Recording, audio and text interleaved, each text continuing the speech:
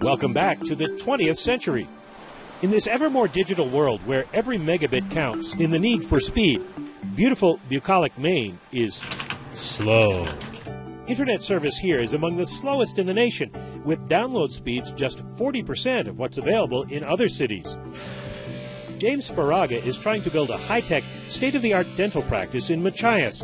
A high-speed internet line runs right outside his office, but it would cost him tens of thousands to connect.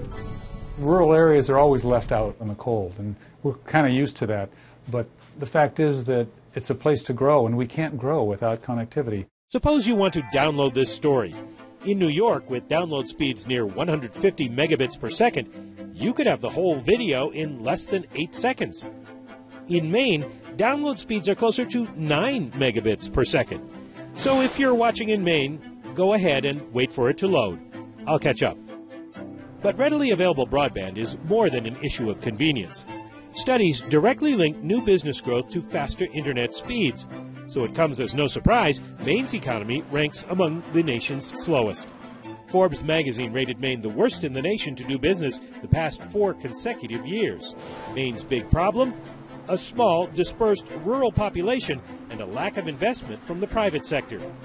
Big providers like Verizon and Google that are expanding ultra-fast fiber nationally haven't made it to Maine. High-speed internet exists in the state, but local providers won't make it available. It costs too much to construct the so-called last-mile fiber connections to homes and businesses. It's not that private finance has not gone into rural Maine to build very high-speed networks because they have some nefarious hidden motive. It's not only can you not make a lot of money doing it, you can't make any money doing it. Maine business leaders say government, either federal or local, has to step up. They cite examples like Chattanooga, Tennessee, where the municipally funded high-speed network built in 2010 helped attract new tech firms, entrepreneurs, and investors. The town of Rockport, Maine, wants to try something similar. Rockport partnered with local provider GWI and the state to fund and build a 1 gigabit service to businesses and residents. Adjacent towns Orono and Old Town will also tap local tax dollars and state coffers to build last-mile connections on their own and lease them back to service providers.